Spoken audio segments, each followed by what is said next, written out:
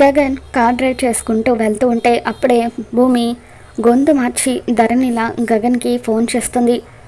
ఏదైనా important matter ఉంటే చెప్పు, లేదంటే ఫోన్ పెట్టేసి అని గగన్ మండిపడుతూ ఉంటాడు. దాంతో భూమి ఎందుకలా తలతిక్కలాగా మాట్లాడతారు, కాస్త ఫ్రెండ్లీగా మాట్లాడచ్చు కదా అని చెప్పి అంటూ ఉంటుంది. నాకు తలతిక్క అని పేరు పెట్టినట్టుగా కూడా మీ ఫ్రెండ్ చెప్పేసిందా అని గగన్ అంటూ ఉంటాడు. ఫ్రెండ్స్ కదా అన్నీ చెప్పుకుంటాము అని ధరణిలా భూమి చెబుతూ ఉంటుంది. మా ఫ్రెండ్కి రేపు సెలవు కావాలట అని ధరణిలా మాట్లాడుతూ ఉంటే అప్పుడు గగన్ జాయిన్ అయిన రెండో రోజే సెలవు అని చెప్పి గగన్ అంటూ ఉంటాడు. తనని కూతురులాగా చూసుకుంటున్నారు కదా శరత్ చంద్ర, ఆయన రేపు తనని దత్తత తీసుకోబోతున్నారట, అందుకే సెలవు కావాలని అడుగుతుంది అని చెప్పి ధరణి అంటూ ఉంటే, అయితే ఇంకేంటి పర్మనెంట్గా ఇంట్లోనే కూర్చోమని చెప్పు అని గగన్ అంటూ ఉంటాడు.